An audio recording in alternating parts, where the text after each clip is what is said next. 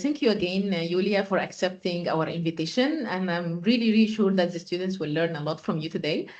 So thank you again. And yeah, please, you can start your presentation. Thank you. Thank you so much, Omnia, for the thorough introduction. And thank you also for having me here today. It's a pleasure to be presenting at Alexandria University. And my talk today is called It's Not a Walk in the Park, which itself is an idiom. And as we'll see, that's exactly the kind of language that breaks modern speech-to-text systems. This talk is actually based on our ACL publication from last year. And I have done it with, the publication was made in collaboration with my colleagues from Saarland University and also Xi'an Jiaotong University in China.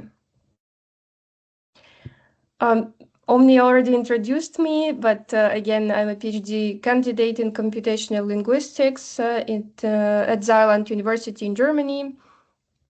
And my research focus areas are large language models, cross-lingual transfer, non-compositional expressions like idioms, speech-text modeling, which means this talk is kind of at the intersection of my research. So let's jump into the problem.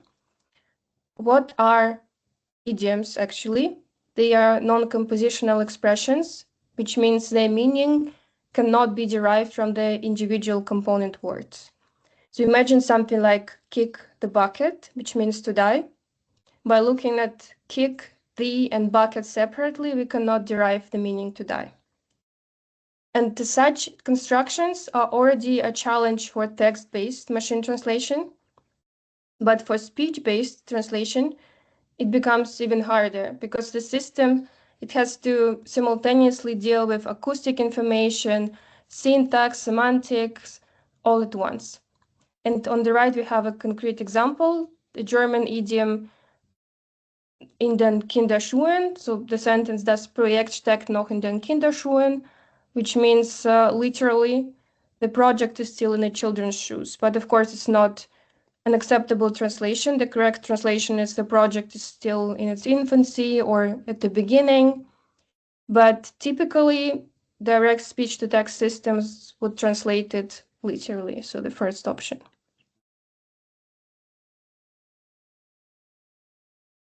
This leads us to 3 specific research questions, which structure the rest of this talk. First, do speech translation models struggle with idioms more than text-based translation systems? We know that it's already hard for text-based machine translation, but is the speech modality actually making it worse? The second question is, do cascaded pipelines, when we first transcribe and then we use text-based translation, work better? And the third question is, where inside the model does this figurative meaning emerge or fails to emerge? To answer these questions, we evaluated a comprehensive set of systems. Let me walk you through them. For end-to-end speech translation, we used Whisper Large, which is a model from OpenAI. It has around 1.5 billion parameters. And also Seamless M4T, the audio version of it from Meta, which has around 2 billion parameters. For text-to-text translation systems, we use the text version of M4T. So this system, it can handle both speech and text. It depends on which encoder you use. It has 2 encoders, one for speech and one for text. But otherwise, it's exactly the same model and architecture. And also no language left behind 200 from Meta again, or NLLB, which is also one of the top performing translation system for more than 200 languages. We also tested large language models as translators, and we used actually fine-tuned version of Llama for both Russian and German, since these were our target languages, and we also used DeepSeek. And these were, at the time, around 6 months ago, were still top performing models. Maybe right now It changed since new models were introduced. And finally, we used cascaded pipelines where we did the automatic speech recognition, so transcribing with the same speech models, and then we used the text-to-text machine translation or LLMs.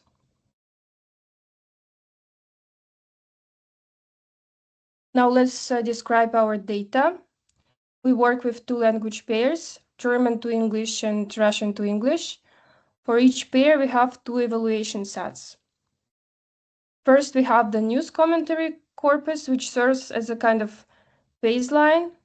It has 250 sentences, or we chose 250 sentences per language pair. And this would tell us how models perform under normal conditions for kind of standard texts. And the interesting part is idioms in context, MT dataset, which has idioms in sentential context, so just sentences with idioms in them. But we also manually selected 250 sentences for each pair from this dataset that cannot be translated literally. Because there are some expressions where you can just translate word by word, and this idiom also exists in English, and that's fine. But we obviously don't want it to kind of confound our evaluation. And then since we want to evaluate on speech models, we need speech. And we generated this speech using text speech systems, actually one system, Microsoft Edge. And we used a kind of standard audio format, which is a requirement for most ASR systems, so automatic speech recognition systems. We used a consistent female voice so that we eliminate speaker variability. And now let's go to evaluation. How do we measure the translation quality?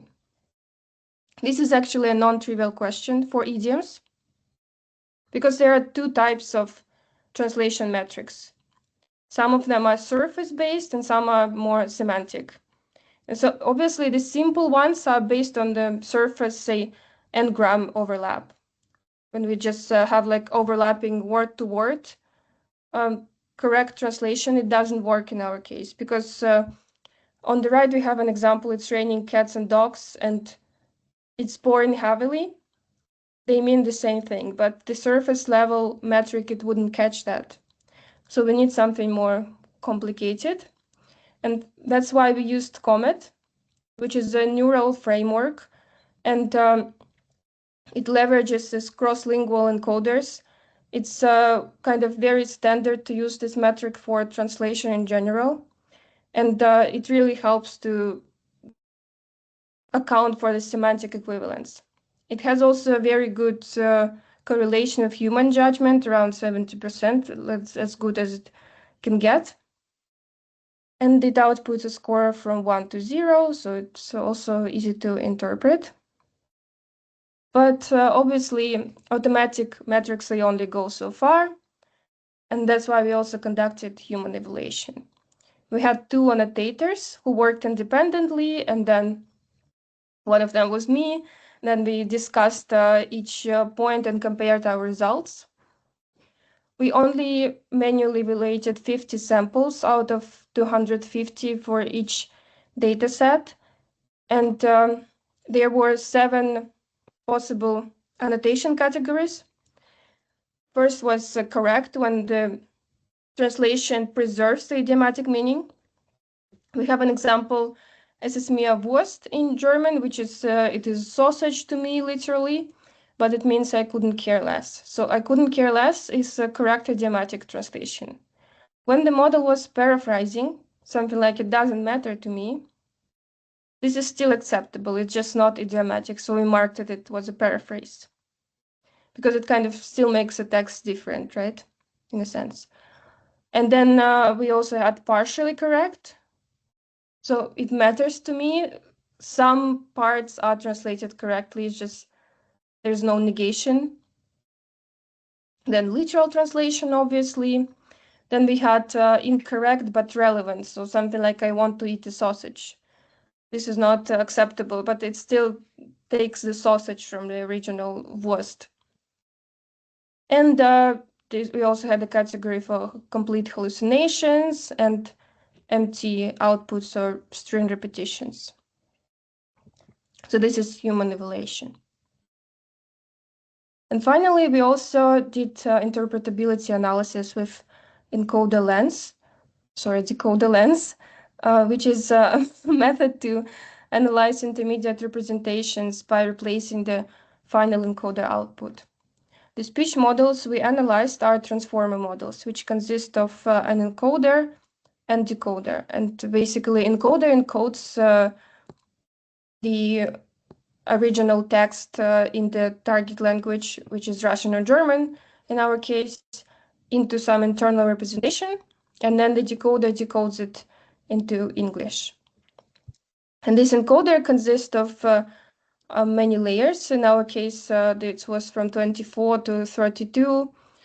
And decoder lens allows to take the intermediate representation, not the last one. So usually we take the last one and it gets fed into the decoder, and then decoder starts reconstructing the expression into English or whatever other language. And here we can see how the output actually evolves in different layers. And why we do that is because we then can see how this semantic meaning emerges and whether it emerges at all, and where it happens differently in text models versus speech models. So we introduced the interpretability metric now, and basically that's it for evaluation metrics. And we can go to results and look at the results. Returning to our first research questions. Research question, do speech systems struggle more with idioms? And the answer is clearly yes. Here the blue bars showed performance on news text, and the red bars are performance on idioms. And every single system drops on idioms, but we can see that the drop is sort of larger for speech-to-text systems. This is only the direct end-to-end systems. And Whisper, for example, drops by about 20% on idioms, which is a massive degradation. DeepSeek, surprisingly, outperforms all the other models. It's the best performing model on news text, but especially on idioms. And you notice also that all text-based systems consistently outperform the speech system again, and there's a gap between modalities, basically. This is German to English model performance, and then we also have Russian to English, which is very similar. So the ranking is very similar to the same as the German one. There is a small difference in that the gap is smaller. So Whisper drops at around 17% instead of 20%. On average, across all systems, the gap is also kind of smaller. For German, it's around 20%, and then for Russian, it's around 15%. And this tells us that there's some variance between languages. It might be related to data. Maybe there's just more idiomatic language in the Russian data than in the German data, so the model is able to capture it better because it's exposed more. But I think this is something that has to be taken into account. And again, DeepSeek outperforms the rest for Russian as well. And our second question was, do cascaded pipelines outperform end-to-end models? And again, the answer is yes. The red bars here are direct speech systems, Whisper and Seamless M4T, which process the audio directly into the text output. And the green bars are cascaded pipelines. And even though it's a very small scale, but the cascaded systems consistently outperform direct speech systems on idioms. This is a really important finding, actually, because we might think that the errors might be related to ASR, so speech recognition. But then if it was actually related to ASR, we would have seen it in the cascaded system, but we don't, which means there is a deeper problem. So they need to integrate acoustic, semantic information, and somewhere in the middle, they fail. And text-based system, which probably have more rich representation due to like more complicated architecture, they handle it much better. And now let's look at the human annotation results, focusing on seamless M4T. As I said, this model can handle both text and speech. So it's a really good comparison since it's exactly the same architecture, and we can compare directly audio processing versus text processing. And here we see that for news, both the audio and the text produce predominantly correct translation, so the large blue sections here. But when we switch to idioms, we suddenly have a lot of literal translations. And it gets to almost 50% for whisper. So here again, we confirm that acoustic processing degrades idiom handling. And even with the same underlying models, given text rather than audio, we suddenly get an improvement.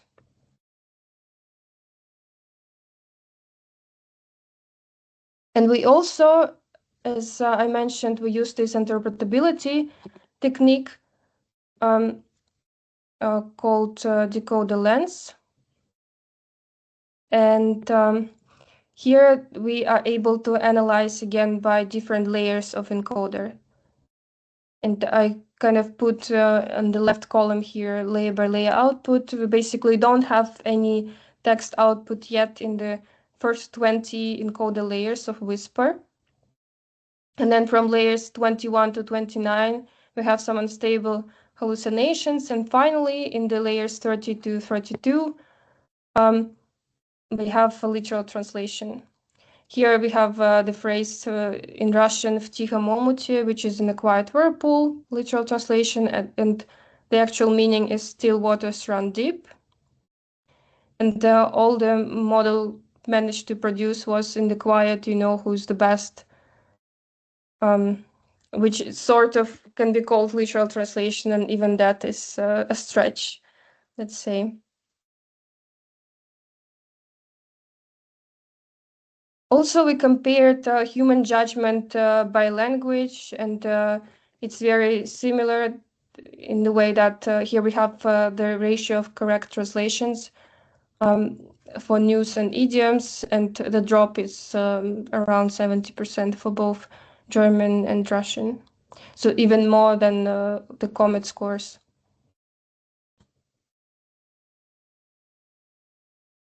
So that's basically it. Let me summarize our findings, mapping to the research questions. First, we have seen that speech translation systems underperform on idioms, especially when compared to news text. For the second question, yes, we have seen that cascaded systems, they outperform direct speech-to-text system. And for the third question, we have seen that decoder lens analysis shows that there's a predominance of literal translation, even in the intermediate layers. And the figurative meaning never happens in any of the layers. So this suggests us that in the kind of scenario that we have right now, we should use cascaded pipelines rather than direct speech systems, especially for texts which have a lot of figurative language. We can also try, if we have more time, to fine-tune the existing models on some idiom data to improve the performance. But a more long-term solution is to actually improve the architecture of these models, to maybe make it more complex and allow these models to converge to figurative meaning instead of just producing literal translations all the time. I would also like to highlight the limitations of our study. Of course, we used human annotation, but it's subjective, and we came up with the categories ourselves, and we just had two humans categorizing the outputs. And then, as we already said, we use synthetic audio, and there's a trade-off, and it's hard to say which one is actually better, but it definitely lacks some real-world prosody and speech variation.